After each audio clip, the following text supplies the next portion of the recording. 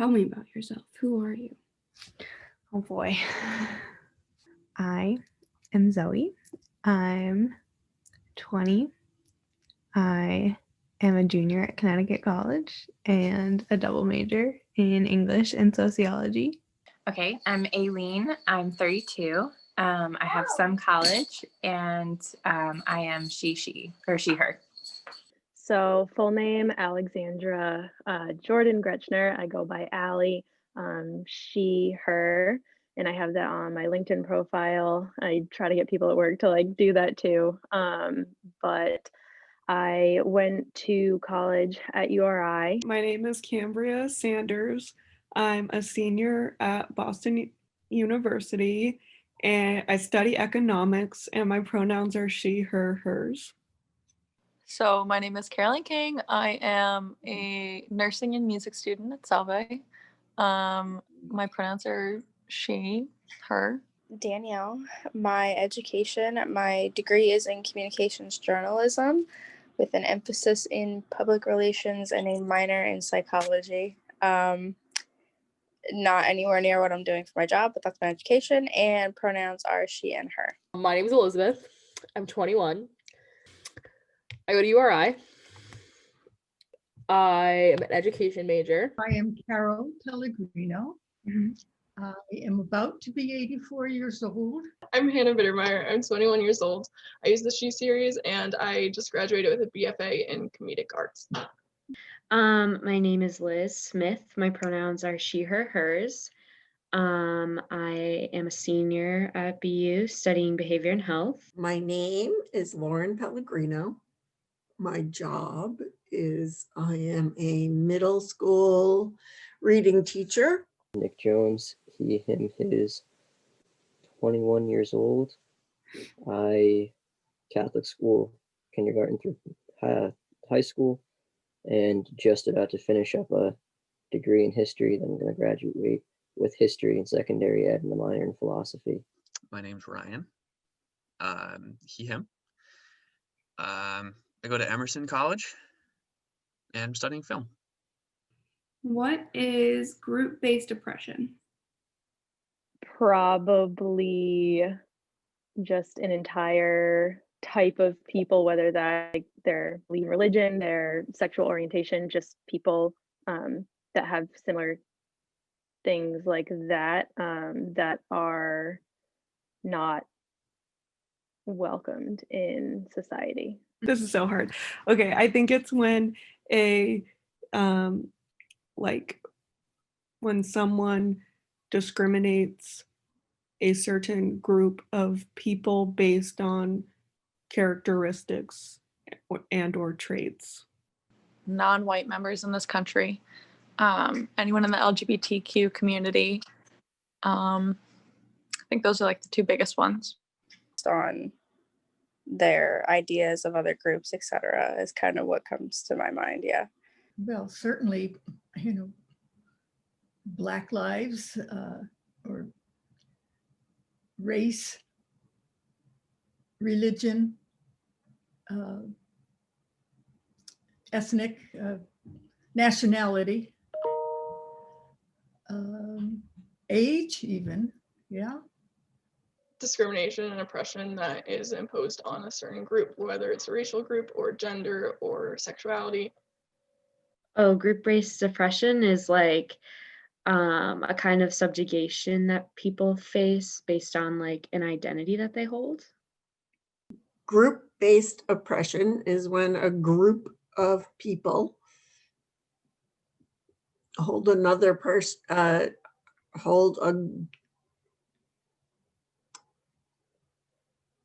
another group of people down. That sounds like grouping people into a group and then oppressing them based, though it would seem to be the case that you could find some identified undesirable characteristic about some group of people, make them the others and persecute them based on that other thing for whatever reason, whatever motivation you might have. I mean, that sounds like just, generalized, it would be bigotry, but just like taking a group of people that who are united in some capacity, whether it be from race or religion or just values or traditions or whatever. And then like oppressing them, but like, systematically and systemically oppressing them. Whether that be through violent means like genocide or less violent, but less explicitly violent, but more implicitly violent, like the way that people of color are treated in this country.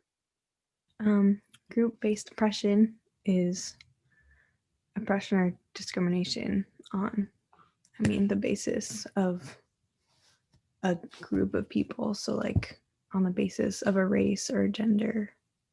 So where does group-based oppression come from?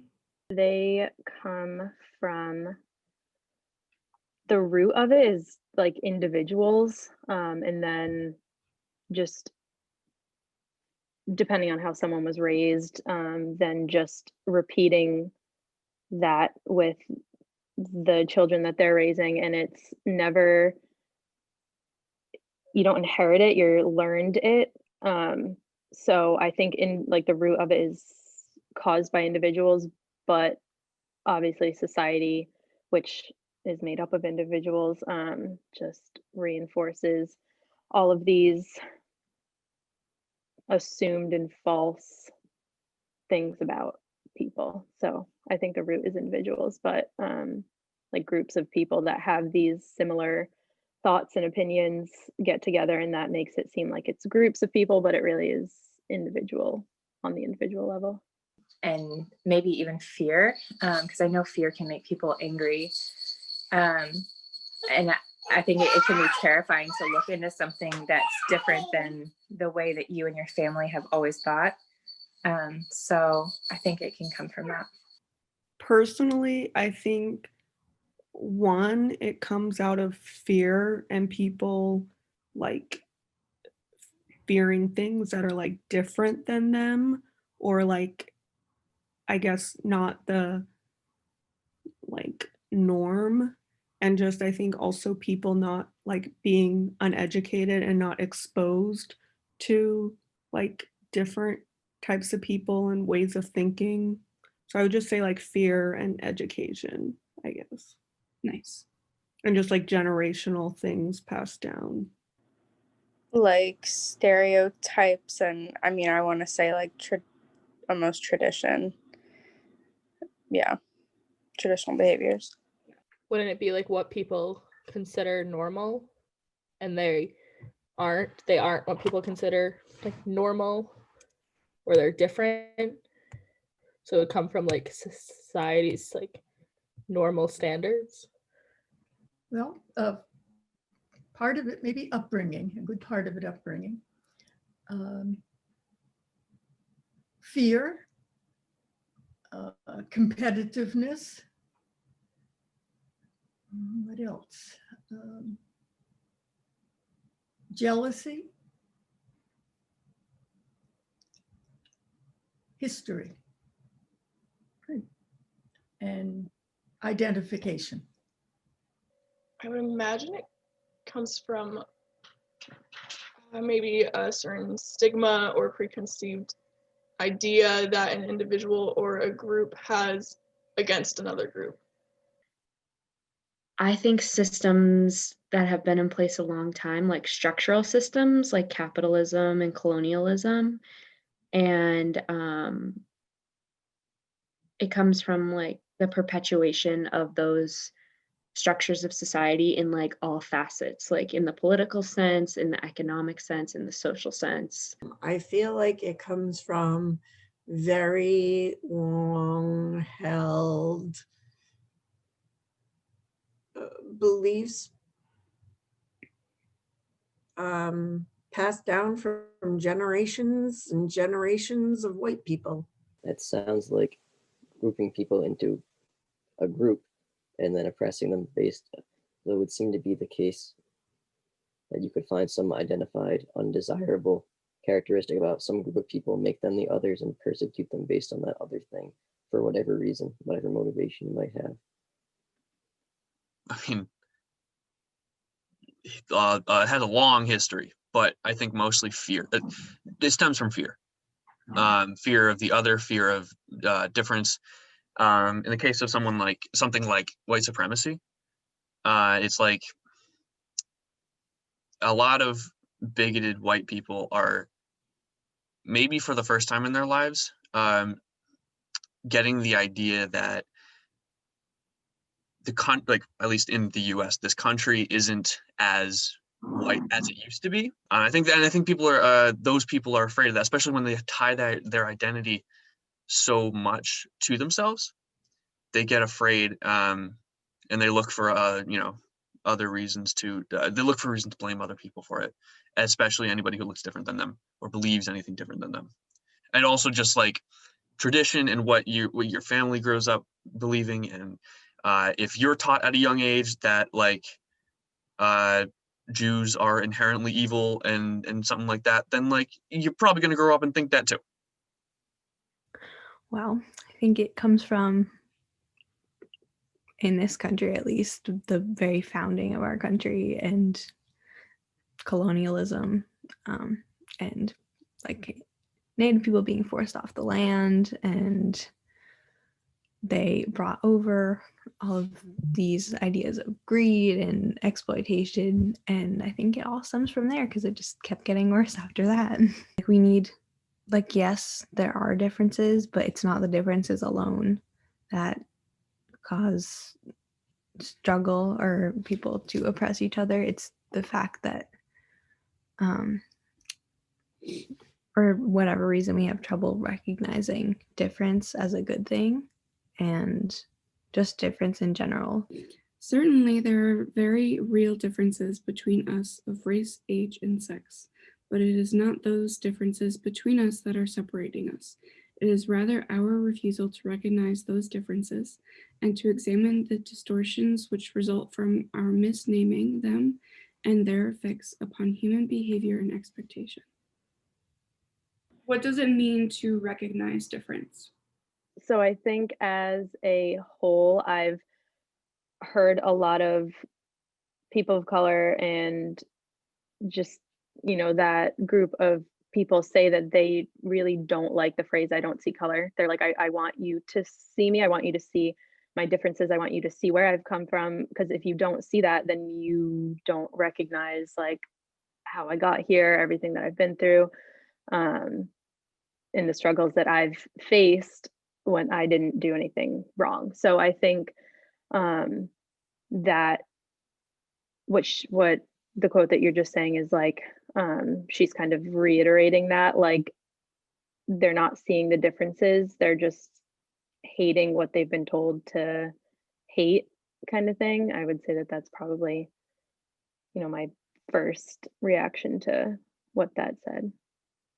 For racism as an example, instead of being oh, I don't see color, understanding because someone is Black, they may have had a different upbringing than I did. They may be have a different relationship with cops than I have, and just a different relationship with the system than I have. So I think understanding differences is to not hide the differences, and instead acknowledge the differences and hear each other out, so you can understand how the differences have got you to where you are, or what you think, or how you view and act in the world, I guess.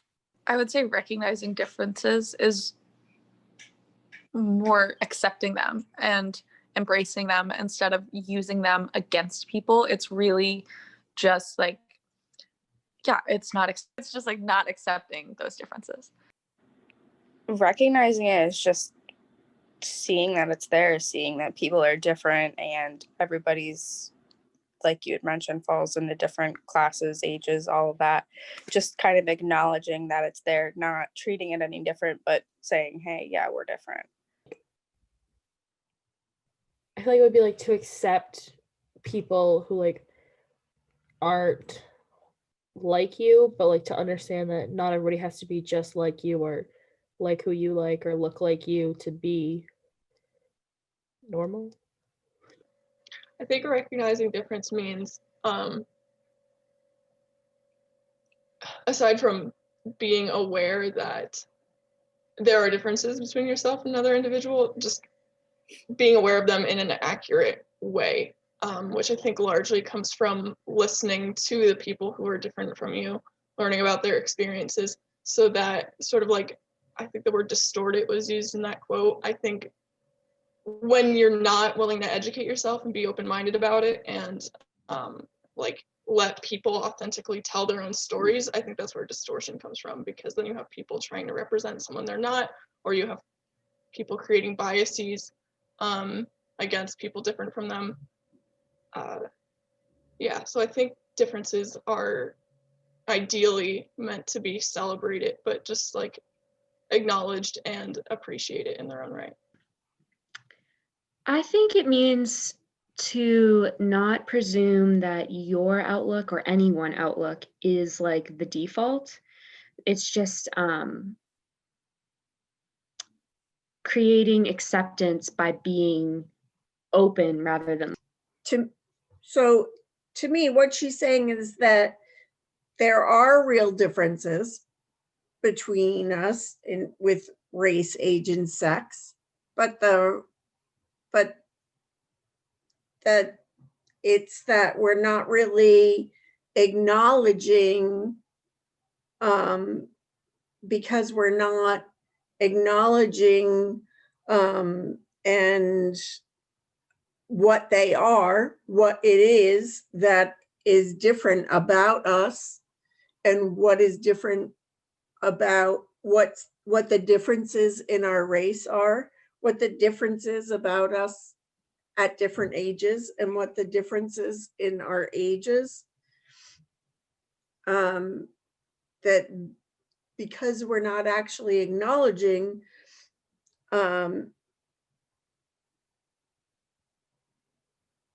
what the differences are,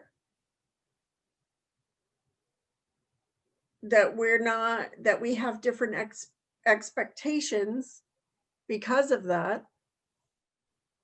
And that's where the misunderstandings are coming. I don't know. I mean, you said misunderstanding what those differences are. I mean, humans just naturally, the way your brain works is you form categories of people. If someone walks in the room, you think big, small, man, woman, whatever, black, white. That's just how we do things, because you differentiate things. So I don't know. I think it just a lot of the time differences just are that, differences, neither good nor bad. There is an inherent difference between, there's like those people that are like, oh, I don't see color, I'm colorblind. It's like, no, shut up. That's not, I get what they're saying. They're trying to, I get what they're trying to say. They're trying to go for like, hey, it doesn't matter, we should all come together. We're all like one human race. No. Because race can be inherently tied to your identity, and it's to a lot of people it's very important, and ethnicity too is very important. Their background, and it's very important to them as a person, is to be able to say, I guess, hey, this person and I either don't look alike or believe different things, and I mean, unless that person is using those beliefs to oppress others, difference of beliefs does not necessarily mean that it's a bad thing or a good thing. Just because some difference does not inherently mean good or bad. We need, like, yes, there are differences, but it's not the differences alone that cause struggle or people to oppress each other. It's the fact that for whatever reason we have trouble recognizing difference as a good thing, and just difference in general. Do you know what climate justice is? I think I've sort of heard of it, but I don't think I've ever put like those two words together. So I don't think I got anything. So climate justice is when like government policies surrounding like the environment and climate also recognize like different groups and like people like who are oppressed? Climate justice is the right, essentially, to having like the world to live in and supporting the climate and making it a safe place to be and a safe place for everything, not just people. I have no idea. Is it like climate change? Climate justice? Like, I have no idea. Well, climate justice is social justice that, or trying to achieve, I guess I'm trying not to use the word justice, trying to achieve human rights, I believe, for people, such as like housing and good health and things like that, that are affected by the effects of climate change. So as it relates to like food shortages or rising sea levels and things like that. As I understand, hearing a little bit about it, it's the idea that when we deal with climate change and issues of pollution or environmentalism, that they often disproportionately affect people who are impoverished. So that poverty gets exacerbated by, I don't know, just not being able to afford an air conditioner or live where the air isn't dirty or stuff like that. I don't know. Climate justice. So the world is dying currently, and we are the problem. People are the problem. And when I say we are the problem, I don't mean like you and me. I mean like the top 100 corporations in the world are responsible for 70% of carbon emissions. So like that's the kind of stuff that I'm talking about. So and particularly those corporations, because of like deregulation and all that kind of stuff, those corporations are able to, it's a little cartoonish and over the top, but like say, you know, a company is making a product and the byproduct is like toxic waste. They can kind of dump that toxic waste into areas that maybe are low income, right? Or like in like, I don't know, like in like lakes and rivers and water supplies and stuff. It makes the air, especially in places of low income, because who's going to do anything about it? Especially if they're deregulated. But they do that, and the places of low income disproportionately have people of color in it. So these companies are literally affecting the lives of, so like climate justice is racial justice essentially, because of that kind of stuff, because of the fact that, you know, climate change disproportionately affects people of color. It can hurt them even more. What is climate colonialism? I have no idea. Again, I don't have words for it. I need more understanding. That one's a little bit trickier just because of, I think, the way that we've grown up, especially like you and myself being younger, and like things are rarely USA made, and like everything really does come from somewhere else. So that is just kind of how we've grown up knowing it to be. So there's part of me that likes the comfort of that and knowing that I have everything that I need here. But obviously if we keep, I want the world to be healthier. I have no idea. Wow, I have no idea. What? I don't know, teach me.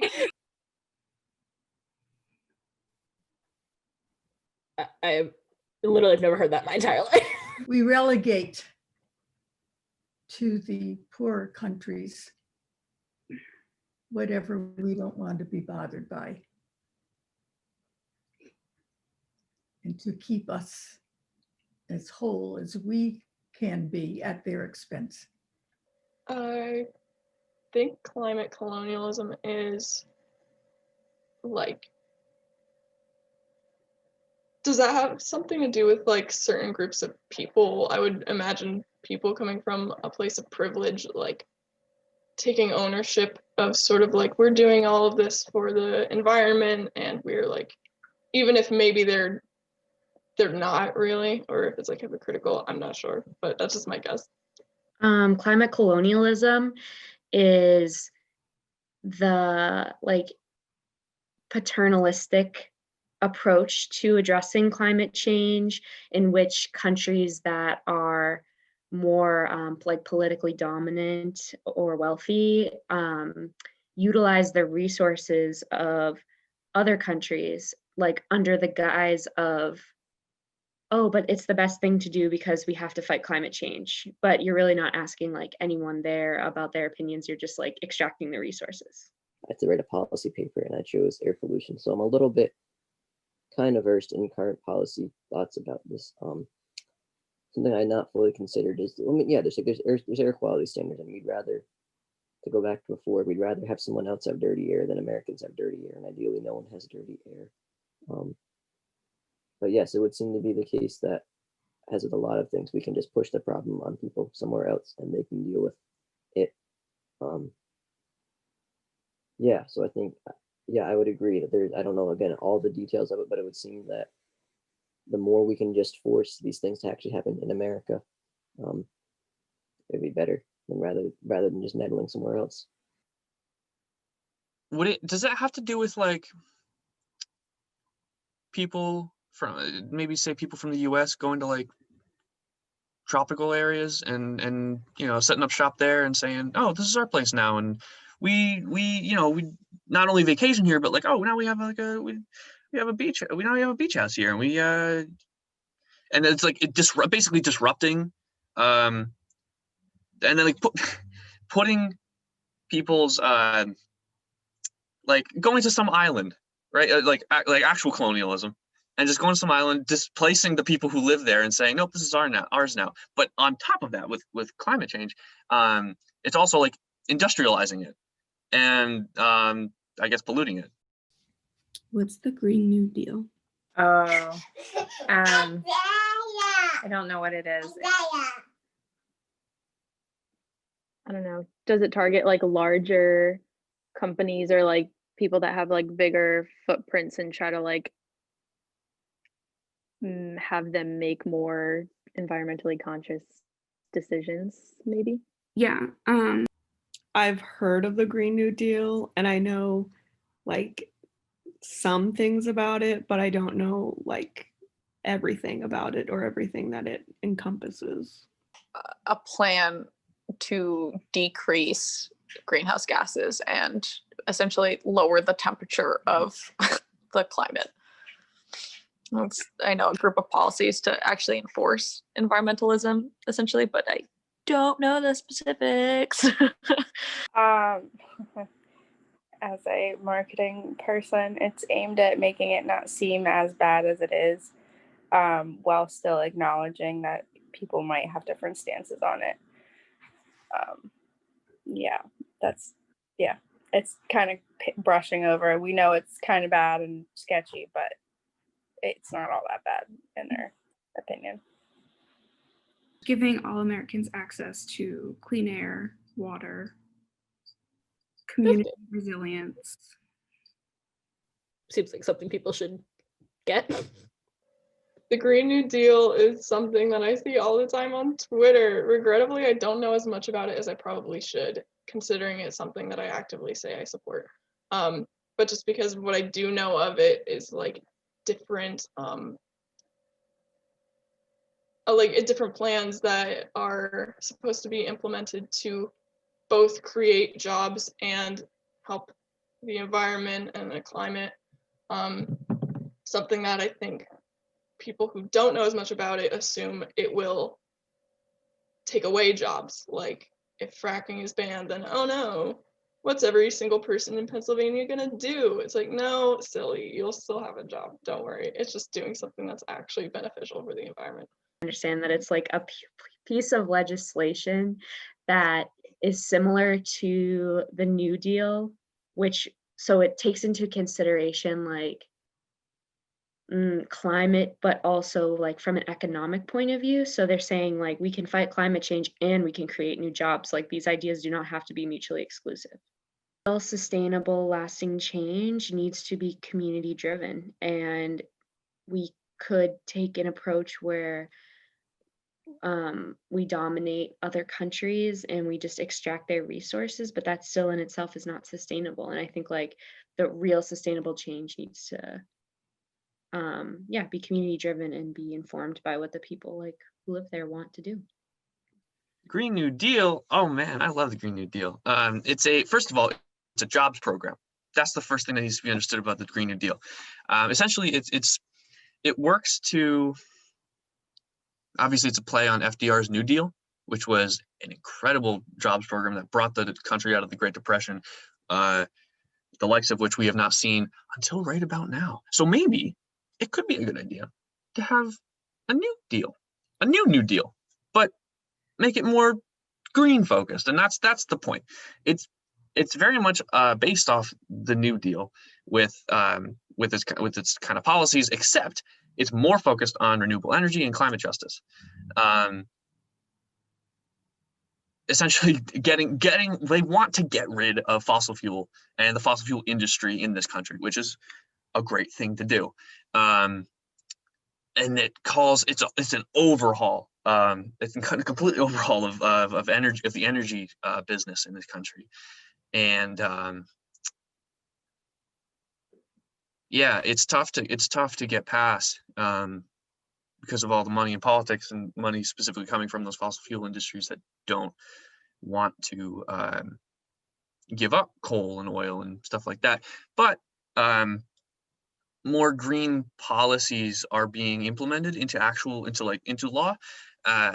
So it's like there's only like, I heard a statistic somewhere there's only like 20,000 coal jobs in the entire country, and they're working so hard to save that because instead of I'm not even saying like get rid of them, just like transition to a different form of energy. It's still, you still have to give those people jobs, and you can actually expand them.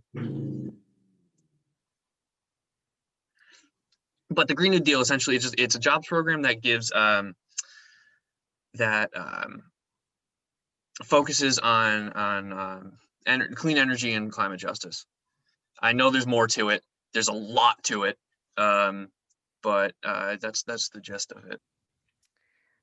The Green New Deal is a comprehensive climate policy plan that aims to cut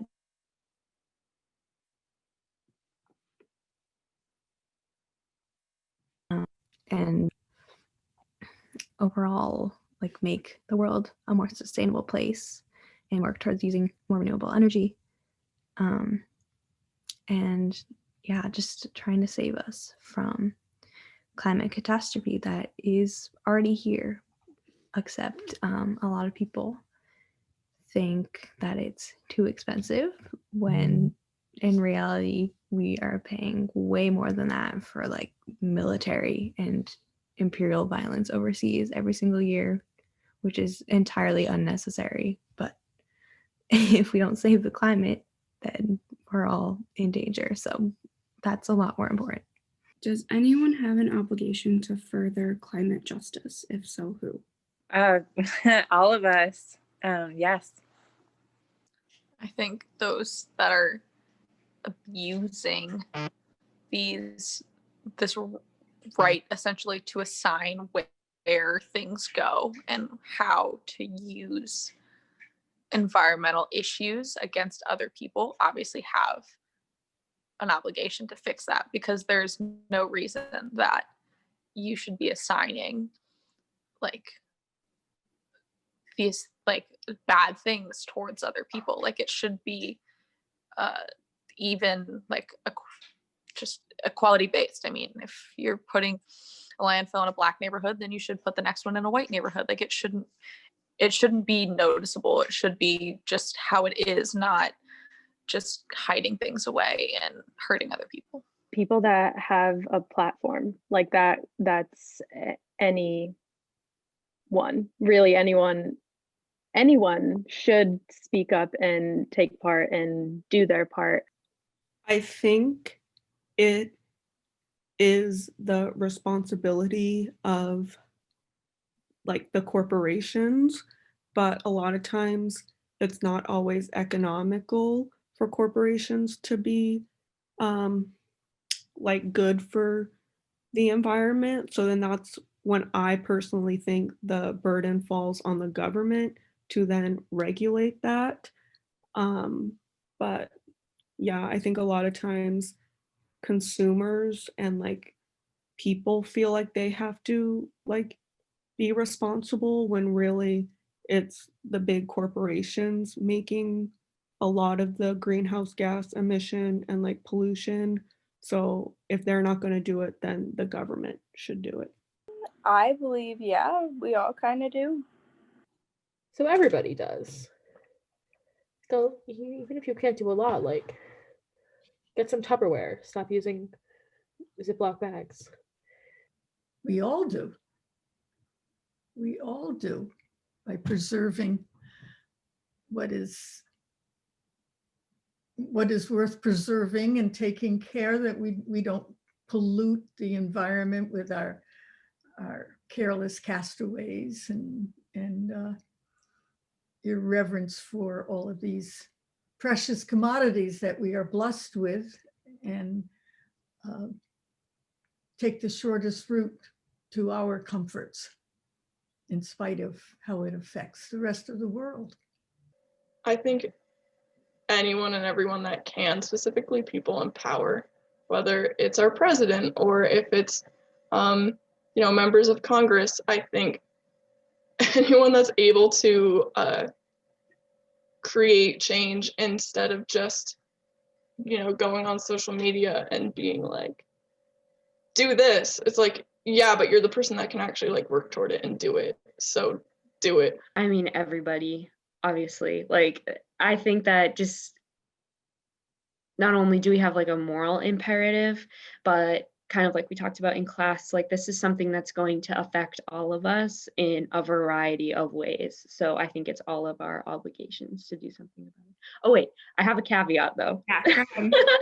That being said, I am so fed up with like the climate change initiatives being pushed on the individual, because I do believe that like, while we should all care, the majority of like greenhouse gas emissions are done by corporations, and like obviously, yeah, we have like a soulless billionaire class that could do anything about it at any time, and they choose not to.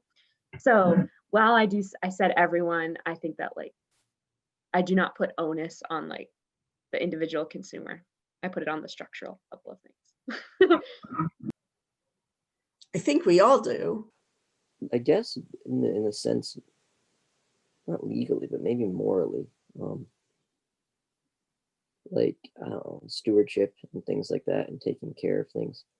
I don't know. I'm not sure if this is a part of the natural law. That's a lot where a lot of my philosophy in terms of ethics comes from. But it would seem to be the case for me that yes, as individuals, as units of society, there's a moral obligation to try to preserve the world, both for the sake of itself and for the sake of ensuring that everyone has what they need, right? Because I mean, the world, we take things from it. That's what every animal does, but we gotta make sure that that works for everybody. But also, we should probably preserve nature. So I would say yes, and if so, how? Whatever you can do. Everybody can do things differently, but if it's just as simple as, I don't know, being willing to spread news about it, or invest in solar, or even just call up your congressman and say, hey, I want you to incentivize companies developing more sustainable smaller solar panels, or invest in like wind farms or something. But yeah, I mean, everybody's got an obligation to do something. As to what, that's subjective to the person. Individual people, realistically, won't be able to do enough to combat it themselves. So like people can, cities can put like, San Francisco can take away straws or whatever, but but like people living in San Francisco not drinking out of straws is not going to help the end of the world. What needs to happen is very strict regulation on specifically fossil fuel companies, but also any corporation that contributes to climate change. There absolutely has to be this idea that like that the free market or whatever will take care of it is nonsense, because they won't. Because if they've been getting away with it for this long, they're going to keep getting away with it. If, like I said before, what is it?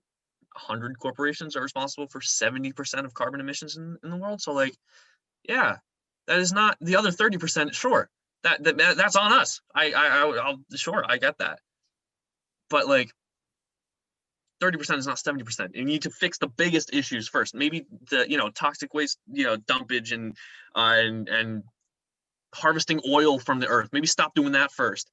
I think they are absolutely directly responsible for it, and they need to address it, which they're not going to. The companies aren't going to. So I think it's responsibility of governments to put restrictions in place and to put regulations on those companies in order to actually get anything done.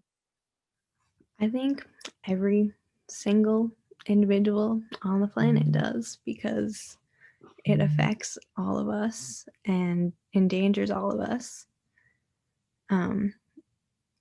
And because we've created the problem of climate change and climate injustice, it's entirely our duty to try to reverse it and try to save the planet and the people and animals and plants on the planet. I'm going to read a claim from Stumbling Towards Climate Justice by Wapakala. And it says, to address the climate crisis, we need to talk about the prevailing models of production, but also how they are linked to inequality, discrimination, and injustice around the world. Why?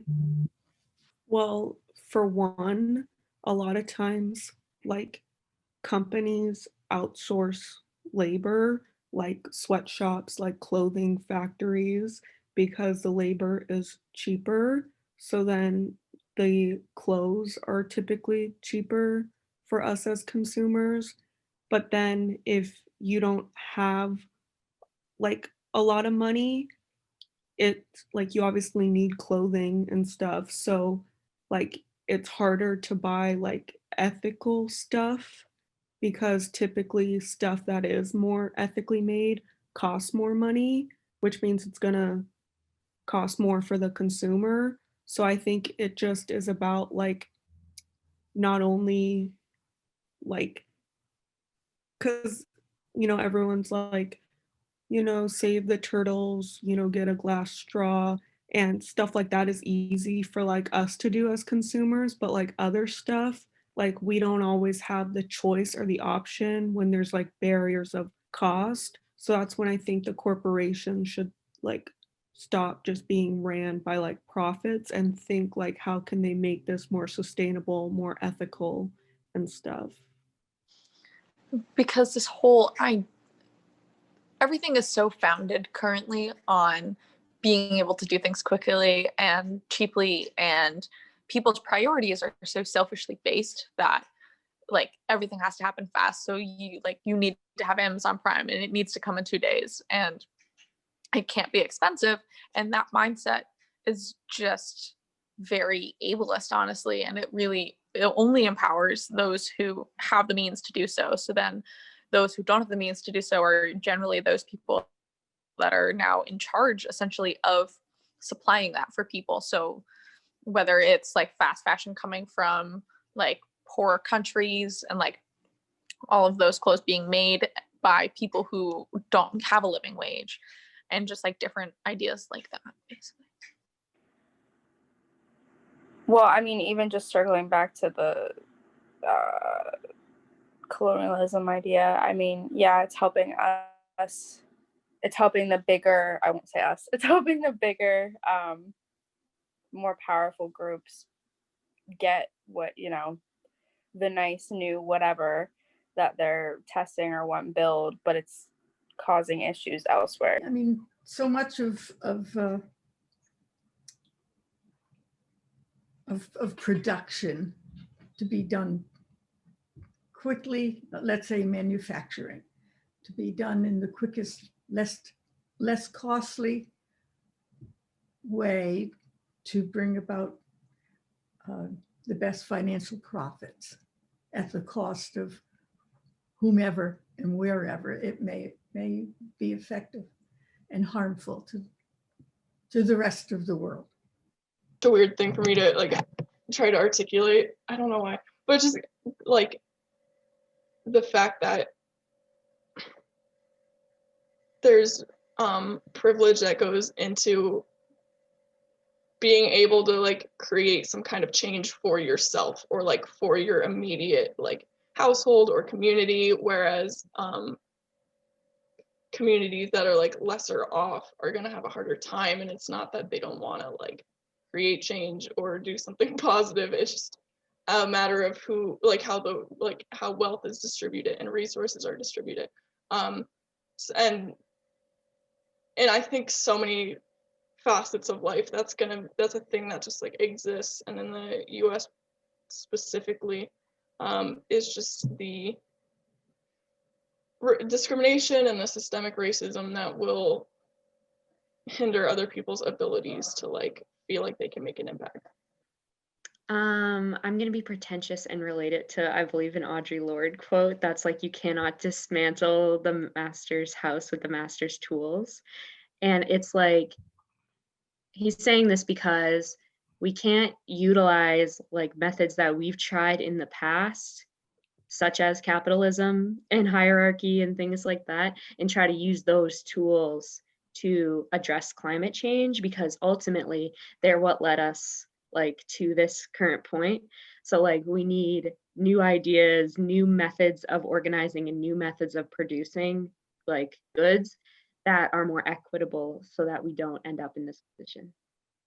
All of these things in their pure idealistic form are wonderful. But then once they start getting rolled out in reality, when we've all seen it, so that as things start getting rolled out and things aren't really perfect. And so when there's a downside and you have to roll it through, you roll it through and you put the downside to the populations that, and you put it in the populations that have the least amount of say and the least amount of pushback and don't have the power to stop it. Because this is part of my research too, is people, the notion of scarcity of certain goods is certainly true. Like we need masks and there's no masks. Oh shoot, that's a scarce resource. But in terms of like energy or other things, people just consume too much. So I would agree. It would consume. He was talking about that, right? Habits, something. He said consumption. I heard that word in there, right?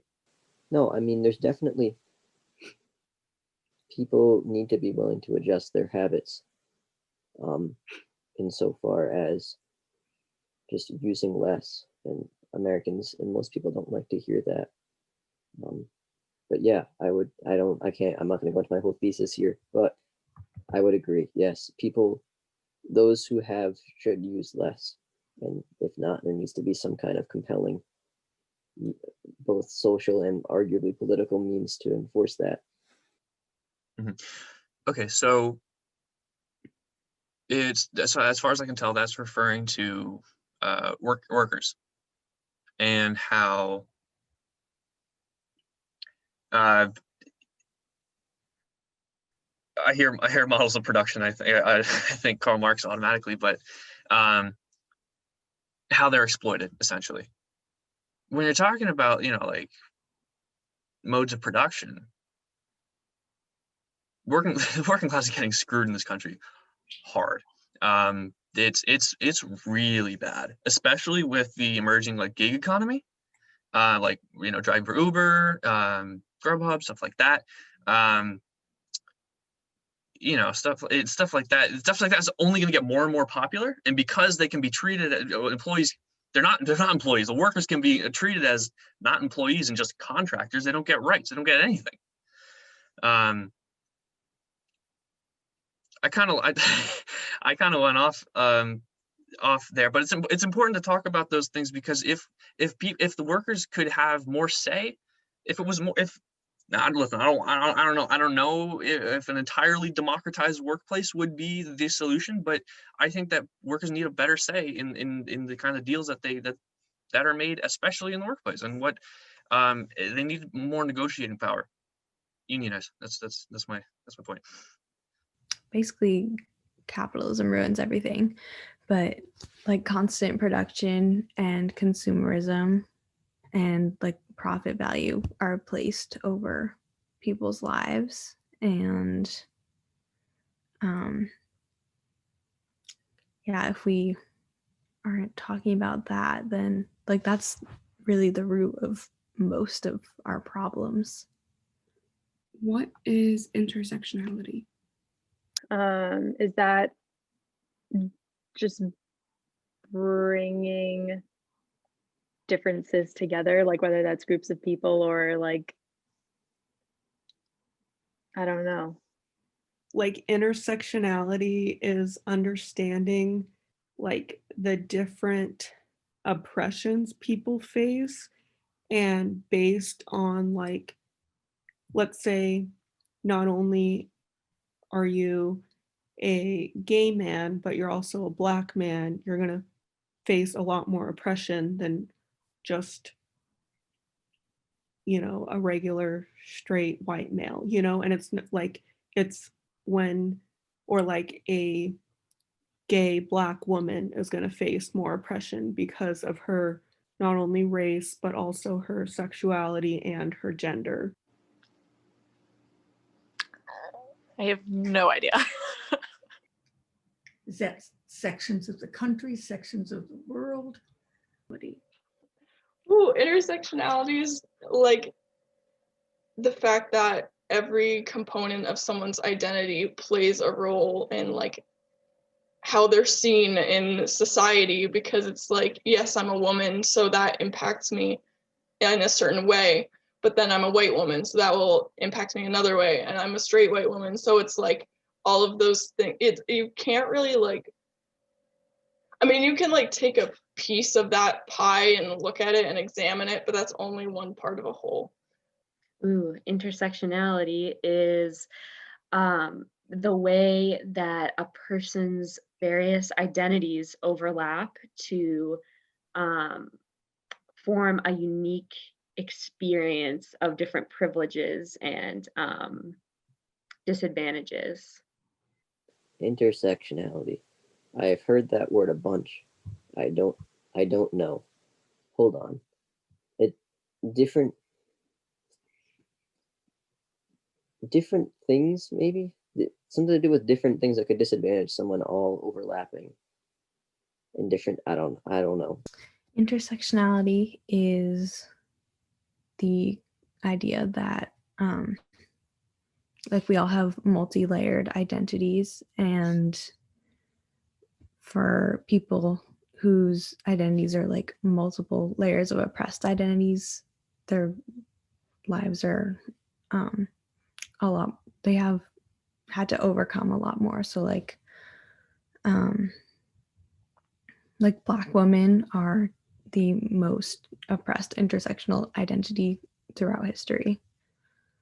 Before, I asked you about stereotypes and racism and sexism and gender. And then I started asking you climate questions. How do you think these things relate to each other? The more oppression you face, the more likely like your environment is not going to be like the best, because you may not have proper access to water, food, land, sewage, and just it all kind of connects to each other. I don't know. Traditionally, I just think of like the stereotypical like African countries to go off of for third world, because that's awful and how my brain is conditioned. But then that would throw in a race as well as class. So it kind of intermixes. And then the countries typically that I picture putting those things there are the upper class, white, educated, all that. So yeah, it just gives you a perspective of who's behind each side of it, kind of. But yeah, I think different areas like of the country, like even in like Rhode Island, this is so weird, but like my Apple Watch tells me what the air filter is or whatever.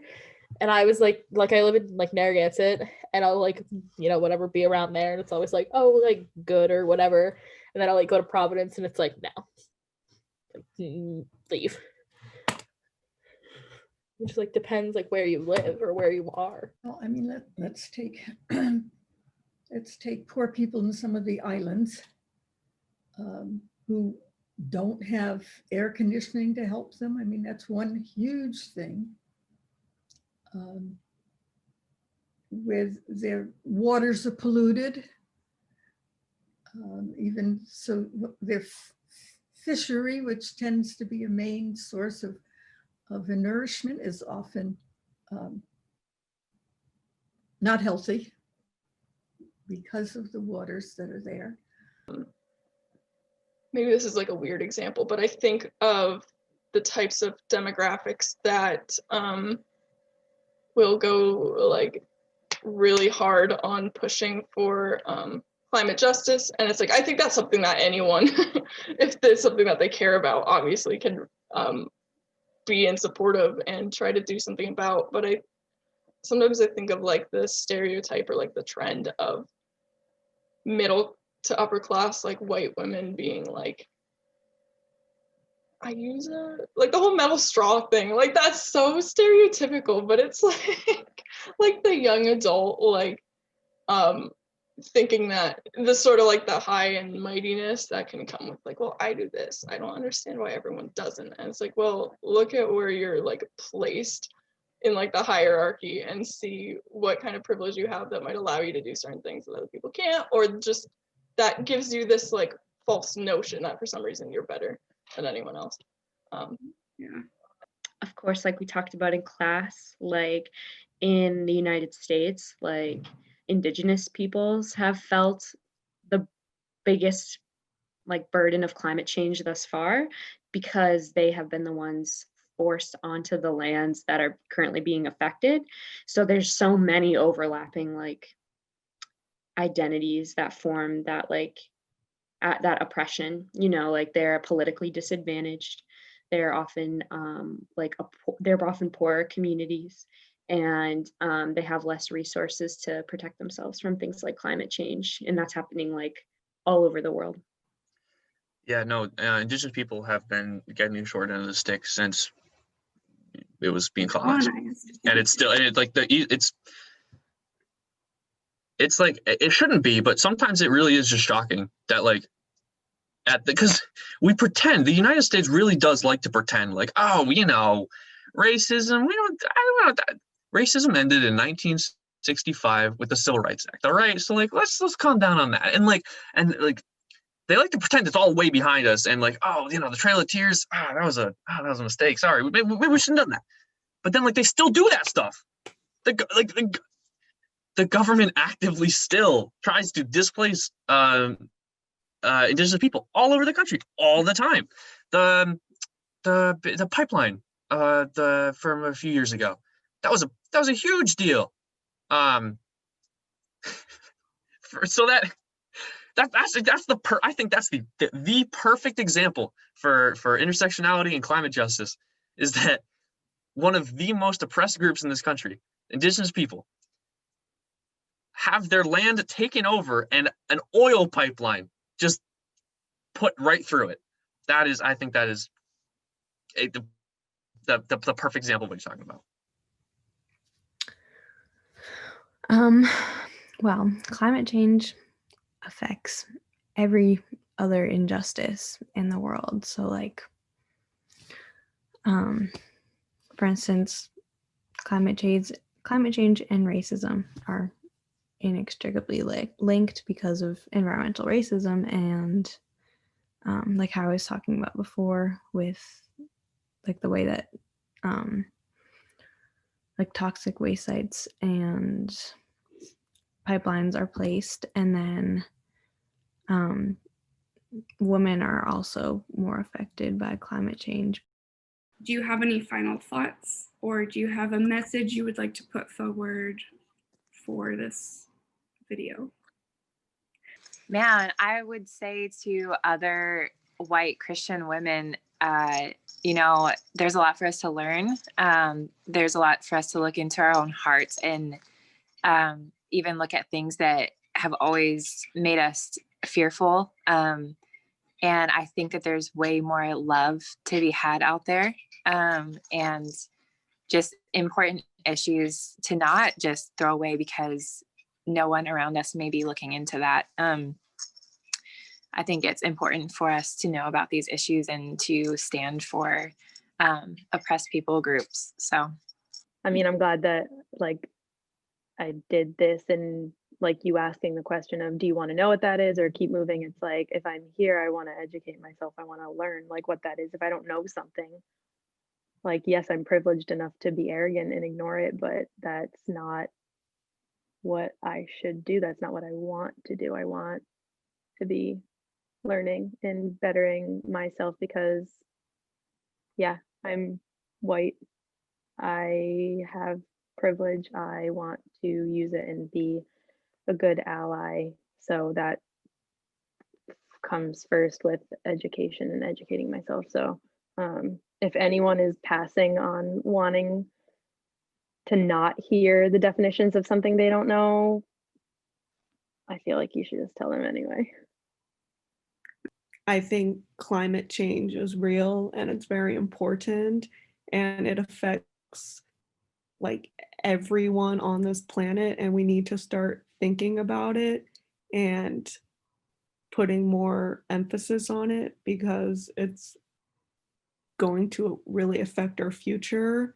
And we also need to start thinking about like discrimination and how not only does that relate to like climate justice, but also other ways that that is a systematic problem in, our country and society, and how we can fix these issues that have been here for so long, but yet we still have them, which we should work on.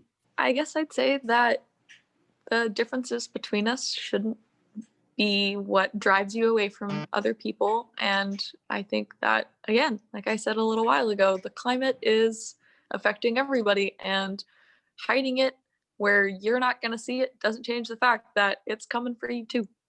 I guess, I mean, I learned a ton of vocab that I've read, but I didn't look up. So thank you for that. But I think that I've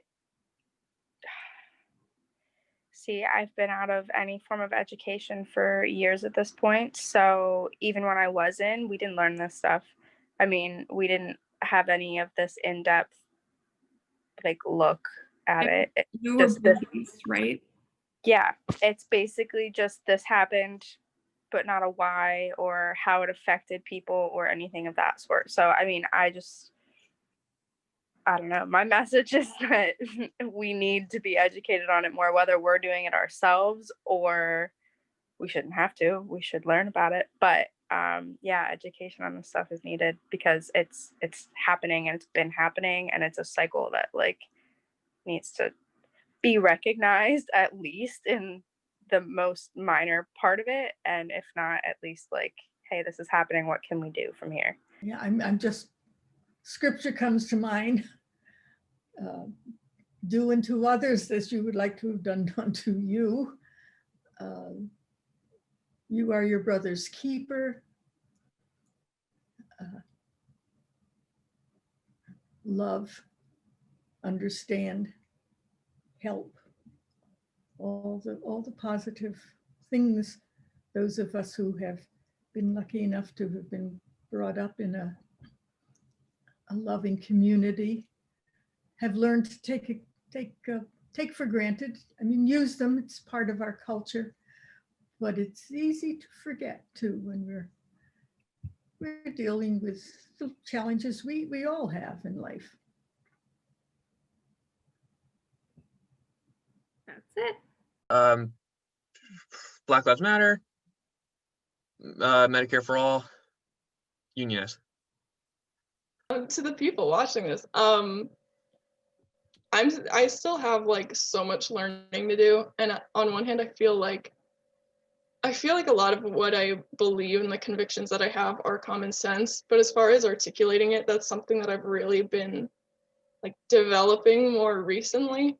Because high school was kind of garbage at teaching me anything political, and I come from a place that's very like, well, I'm in Pennsylvania, so it's a swing state to begin with, but where I am, it's kind of polarizing. Like there's some very, very like liberal people, and then at the same time there's like my neighbor next door has like this giant Trump flag and whatever, and it's like cool. But growing up I was kind of like, at least in high school, I was like, maybe I'll just be kind of middle of the road, like independent, because that way I can't like make anyone angry, because I didn't want to do that. And as I'm learning more about it, through like my college classes or my friends, or honestly even just like social media, if it's like a reputable source and is actually like informative, it makes me feel a lot better about the things that I think I've always believed but either didn't know how to express or didn't think I could.